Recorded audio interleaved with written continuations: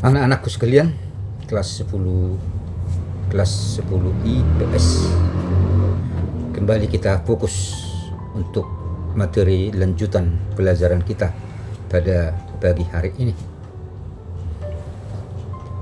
Sekarang mari kita lanjutkan dengan materi konsep ruang dan waktu dalam kehidupan manusia.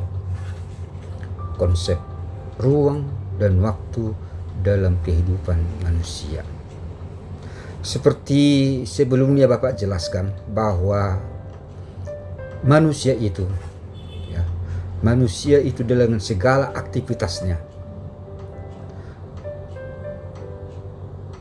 dilakukan di dalam ruang, di dalam ruang. Kemudian dengan waktu tertentu. Jadi konsep ruang dan waktu. Karena manusialah sebagai subjek dan sebagai pelaku, maka manusia tidak bisa dilepaskan dari ruang dan waktu itu sendiri. Nah, konsep waktu dalam sejarah mencakup 4 hal. Ada 4 hal, yaitu perkembangan, kesinambungan, pengulangan, dan perubahan. Artinya bahwa di setiap waktu yang dialami oleh manusia atau peristiwa yang terjadi, peristiwa yang terjadi dengan peristiwa-peristiwa selanjutnya, dalam hal ini mengalami perkembangan, mengalami kesinambungan, mengalami pengulangan dan perubahan. Nah, perlu juga Bapak tekankan bahwa peristiwa sejarah itu unik, Unik. Kenapa dikatakan unik? Karena peristiwa yang terjadi tidak akan pernah terjadi lagi sama persis seperti peristiwa yang pertama. Nanti anak-anak kami bertanya, ada perkembangan, ada kesinambungan, ada pengulangan dan perubahan. Nah, itulah yang mau kita perdalam dulu. Apa itu maksudnya perkembangan, apa itu kesinambungan, apa itu pengulangan dan perubahan. Nah, perkembangan itu adalah merupakan suatu proses, suatu proses dalam masyarakat, yaitu dalam periode tertentu dalam sejarah yang kemudian berkembang. Perkembangan itu terjadi disebabkan oleh kondisi yang terjadi sebelumnya. Tidak muncul begitu saja atau berdiri sendiri.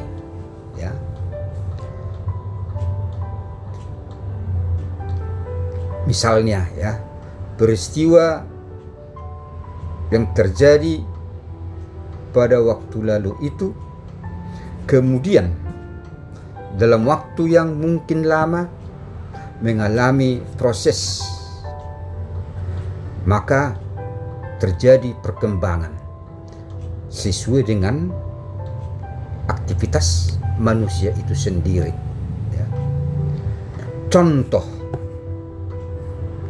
di sini bisa kita perhatikan, ada contoh alat-alat yang digunakan oleh manusia pada zaman prasejarah. Pada zaman prasejarah. Nah, jelas nomor 1, nomor 2, nomor 3.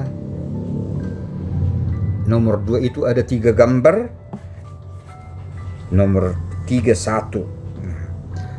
Nomor 1 itu adalah kapak perimbas.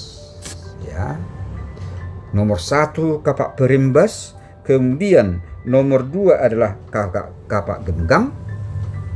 Dan nomor 3 kapak lonjong. Sama-sama kapak. Nah, apa yang dikatakan di sini berkembang atau mengalami perkembangan? Boleh kita lihat secara teliti, ya. Bagaimana nomor 1 itu? Kapak perimbas. Nah, dalam kapak perimbas ini kita lihat begitu kasar, ya. Begitu kasar. Hanya tempat-tempat tertentu yang mengalami perubahan dari bentuk asalnya. Ya, misalnya alat ini untuk memotong, maka sisi tertentu, ya, sisi tertentu dibuatlah tajam, ya. Sementara yang lainnya seperti pada awalnya tidak banyak mengalami perubahan. Jadi artinya ciri khasnya itu masih kasar, apa adanya. Yang penting bisa digunakan. Nah, ini terjadi pada zaman Paleolitikum, ya, zaman batu tua. Inilah nomor 1 ini, ya. Nomor 1 ini kapak perimbas yang digunakan manusia untuk, ya, membantu kehidupannya, ya, dalam mengolah makanan, ya, di mana alat tersebut masih kasar apa adanya, belum dipoles, belum diolah sebagaimana yang diharapkan. Tapi yang penting barang ini atau benda ini bisa dimanfaatkan untuk kehidupan mereka pada masa itu, ya. Masa apa tadi? Masa atau zaman Paleolitikum, zaman batu tua. Nah, sekarang kita nomor 2, ya, kapak genggam. Ya. Fungsinya hampir sama juga, ya, untuk memotong makanan, ya. Tetapi ada perbedaan dari nomor 1 dan nomor 2. Apa itu perbedaan? Ini sudah mengalami perkembangan. Batu itu sudah mulai dipoles, ya. Sudah mulai dihaluskan, ya. Sudah mulai dihaluskan. Kalau nomor 1 mungkin hanya, ya, sedikit saja yang dimanfaatkan, ya. Misalnya bagian bawah ini untuk memotong, ya. Kemudian di sini di nomor 2 ini sudah lebih luas lagi, ya. Memang masih sudah mulai dipoles, ya, sudah mulai halus, ya. Tapi sudah lebih berkembang dari gambar nomor 1. Nah, kemudian kita lihat nomor 3. Ini nomor 3, ya.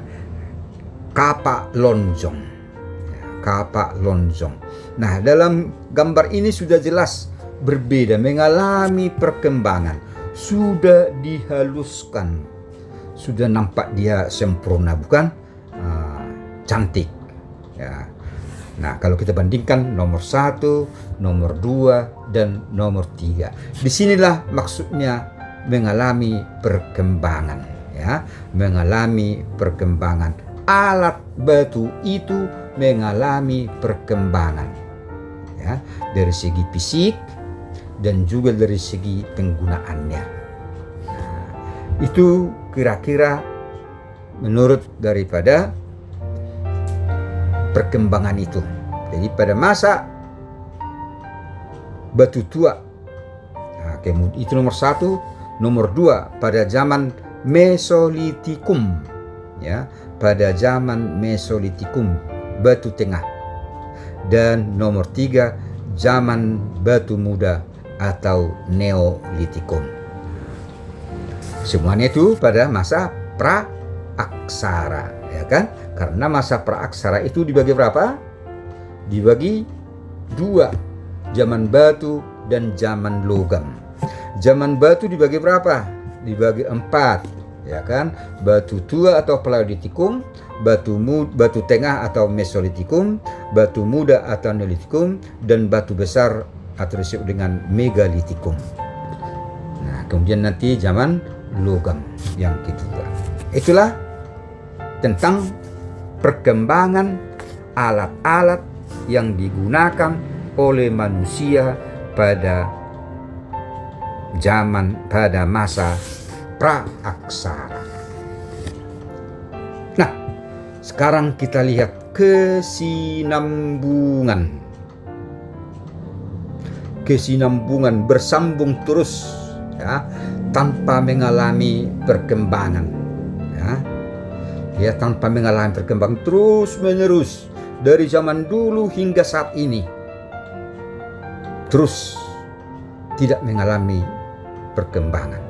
Nah, apa itu kesinambungan? Kesinambungan merupakan suatu kondisi, ya, suatu kondisi yang tidak melahirkan kondisi baru, tetapi tetap diwariskan atau diteruskan karena dianggap baik oleh suatu masyarakat. Kalau kita lihat dalam kehidupan kita sehari-hari, ya, contohnya lah misalnya dalam praktek sosial, ya, dalam praktek sosial hormat kepada orang tua, ya, itu adalah merupakan suatu warisan dari nenek moyang kita. Bagaimana menghormatinya, ya. Nah, itu salah satu. Jadi tidak ada mengalami perubahan. Bagaimana seharusnya hormat kepada manusia itu sendiri, kepada orang tua.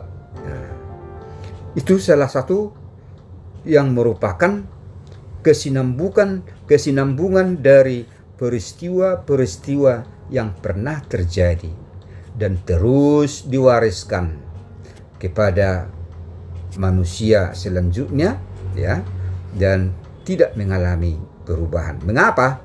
Karena dianggap, ya, hal itu sangat baik dalam kehidupan manusia, ya, dianggap sangat baik dalam kehidupan bermasyarakat. Contohnya tadi sudah jelas, yaitu praktek sosial, ya, praktek sosial dalam hal misalnya, ya, hubungan sosial antara orang tua dengan anaknya, ya, kemudian dengan tetangga, kemudian mengikuti norma-norma dalam kehidupan, ya, norma-norma yang sudah sejak dulu berlaku dan terus berlaku hingga saat ini dan nanti juga berkesinambungan, kontinuitas, berkesinambungan, tidak mengalami perubahan, tidak mengalami perkembangan, tetapi itu saja karena memang dianggap baik oleh masyarakat itu sendiri. Nah, sekarang mari kita lihat ketiga, pengulangan, ya, pengulangan. Apa itu pengulangan? Gejala yang pernah terjadi, fenomena yang pernah terjadi sebelumnya terulang kembali pada masa sesudahnya atau masa sekarang atau mungkin masa yang akan datang, ya, pengulangan. Fenomena, gejala-gejala yang terjadi dalam kehidupan masyarakat nantinya akan kembali terulang, walaupun, ya, perlu digarisbawahi, walaupun tidak dengan persis sama dengan pada waktu yang pernah terjadi. Itu tidak mungkin dengan orang, dengan waktu, ya, yang terjadi. Mungkin tujuannya bisa sama, ya. Nah, contoh supaya lebih jelas. Contohnya, pergantian rezim demokrasi terpimpin ke Orde Baru dan Orde Baru ke reformasi. Nah, ini dia. Di dalam negara kita, ya, Republik Indonesia, pernah terjadi rezim pergantian rezim. Demokrasi terpimpin ke Orde Baru dan Orde Baru ke reformasi. Nah, kedua peristiwa ini, ya, kedua peristiwa ini mempunyai ciri-ciri dan tujuan yang sama. Apa kira-kira ciri-cirinya? Ya, bahwa pergantian demokrasi terpimpin ke Orde Baru, ya, adanya masalah kebangsaan, ya, adanya masalah kebangsaan dan ingin menggantikan kepemimpinan nasional. Demikian juga masa Orde Baru ke reformasi. Terus siapa pelakunya? Mahasiswa. Tahun 1966 mahasiswa turun ke jalan, ya. Mereka melakukan demonstrasi. Mungkin Anda pernah mendengarkan dengan Tritura. Tuntutan rakyat. 3 tuntutan rakyat. Ya, Tritura itu disuarakan oleh rakyat Indonesia melalui mahasiswa. Ya, melalui mahasiswa. Nah, itu. Maka kepemimpinan nasional akhirnya jatuh dan lahirlah Orde Baru. Jadi dari tangan Soekarno ke Soeharto. Orde Baru ke reformasi bagaimana? Iya, sama. Ya, sama. Karena pada masa Orde Baru terjadi krisis multidimensi. Ya, krisis di berbagai aspek kehidupan berbangsa dan bernegara. Ya, krisis moneter, ya kan, krisis sosial, krisis politik, ya, terus ada KKN dan lain sebagainya.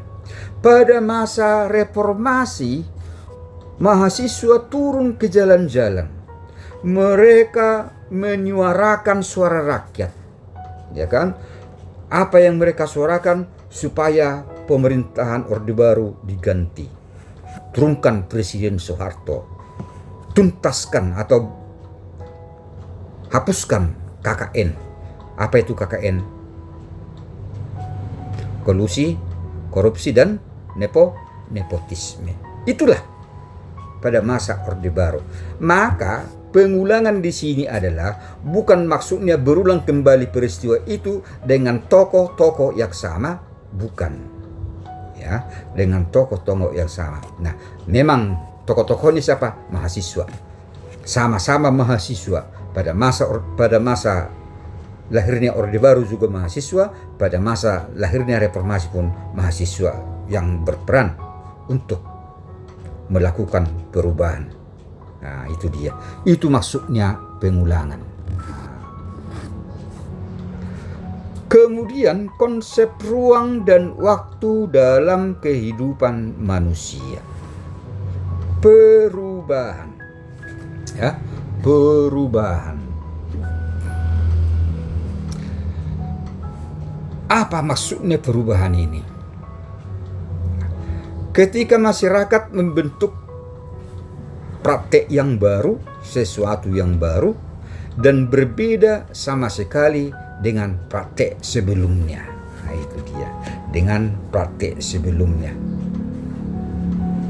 Banyak ya yang dilakukan oleh masyarakat, melakukan tindakan-tindakan di mana tindakan tersebut ya berbeda dengan tindakan yang sebelumnya. Nah, ada faktor-faktor yang mempengaruhinya. Ya, ada faktor-faktor yang mempengaruhi. Ada yang disebut dengan faktor eksternal. Faktor dari luar diri manusia itu sendiri. Apa Apakah itu misalnya terjadinya krisis moneter, ya, atau krisis ekonomi, ya, itu berada di luar manusia itu sendiri. Terjadinya peperangan, terjadinya bencana alam. Contoh misalnya dulu kerajaan Mataram kuno itu di Jawa Tengah. Kemudian Empu Sendok memindahkannya ke Jawa Timur. Kenapa? Karena pusat kerajaan Mataram kuno di Jawa Tengah hancur karena terjadinya gempa bumi, meletusnya Gunung Merapi. Maka dipindahkanlah. Jadi terjadi perubahan dari Jawa Tengah ke Jawa Timur. Nah, sekarang ini contoh misalnya, ya, bahwa akan terjadi perubahan ibu kota negara kita nantinya. Nah, ini masih dalam program, ya, bahwa ibu kota negara kita dari Jakarta akan dipindahkan ke Kalimantan Timur. Nah, faktor apa itu? Yaitu faktor dari Indonesia itu sendiri. Mengapa dipindahkan? Karena Jakarta dirasa tidak cocok lagi sebagai pusat pemerintahan, pusat ibu kota negara. Karena sering terjadi banjir, ya kan? Karena terjadinya kemacetan total di mana-mana di seluruh ibu kota Jakarta, dan mungkin terjadinya polusi udaranya tidak sehat lagi, dan lain-lain, sehingga diprogramkanlah. Ini dia. Jadi perubahan itu juga dibuat karena ada program pemindahan ibu kota negara kesatuan Republik Indonesia, ya kan? Nah, lokasinya sudah ditetapkan oleh pemerintah, tinggal ya bagaimana pembangunannya dan nanti akan dipindahkan. Itulah contoh-contoh yang termasuk dalam perubahan. Nah, kadangkala antara perubahan dan perkembangan itu tidak bisa dipisahkan, kan? Tapi jelas tadi kalau perkembangan itu adanya perubahan, terjadinya perkembangan di dalam alat-alat yang digunakan oleh manusia itu sendiri. Nah, ya kan? Kemudian dalam perubahan ini jelas dilihat karena ada faktornya, ada pemrogramannya, ya kan? Nah, kita balik sebentar dulu. Bapak berikan satu contoh dulu tentang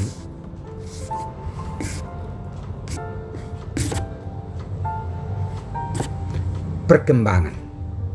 Nah, ini tentang alat-alat yang digunakan oleh manusia pada zaman praaksara. Nah, Bapak berikan dulu satu contoh. Contoh misalnya alat telekomunikasi, ya, telepon. Nah, kalau telepon dulu pada waktu pertama sekali dengan menggunakan gagang, ya, kemudian pakai jaringan melalui wire, ya, ada teleponnya penghubungnya, ya, ada jaringannya, bukan jaringan seperti yang sekarang, ya, seperti jaringan listrik. Kalau kita lihat jaringan listrik seperti itu dulu jaringan daripada telepon, dihubungkanlah ke rumah-rumah, terus mengalami perkembangan, ya kan? Nah, kalau dulu telepon hanya digunakan oleh orang-orang tertentu, pada umumnya mereka yang punya uang. Terus berlanjut, perkembangan ilmu pengetahuan dan teknologi membawa perkembangan pada sarana telekomunikasi, ya kan? Maka adalah sekarang handphone, ya, tak perlu lagi menggunakan wire, menggunakan satelit dengan digital. Nah, itulah perkembangan. Sama fungsinya, sama sebagai sarana komunikasi untuk menghubungkan manusia dengan manusia lainnya. Nah, sama fungsinya, tetapi alat-alatnya lebih dikembangkan. Itu salah satu contoh yang mungkin bisa cepat Anda anak-anak kami tangkap ya. Nah jadi baiklah anak-anak kami sekalian, itulah tentang perkembangan, kemudian kesinambungan, kemudian pengulangan dan perubahan ya, dan perubahan. Mungkin banyak contoh-contoh lain ya, contoh-contoh lain yang dapat kita buatkan supaya kita lebih paham apa maksud konsep waktu dalam sejarah ini. Jadi anak-anakku sekalian, sudah kita bahas ada 4 konsep ruang dan waktu dalam kehidupan manusia ya, ada 4. Jadi itulah dulu. Maka tugasmu adalah ya, buatlah dulu contoh-contoh ya, contoh-contoh ya, contoh dari perkembangan ya kan, kemudian contoh dari pengulangan, contoh kesinambungan, dan contoh perubahan. Minimal masing-masing 3 contoh. Demikian anak-anakku, nanti kita masih jumpa lagi ya. Ada yang kurang jelas, boleh kita nanti tanya jawab melalui tim link. Oke, baik anak-anakku sekalian, silakan pelajari, kemudian dibuatkan tugasnya, nanti kita tanya jawab. Terima kasih.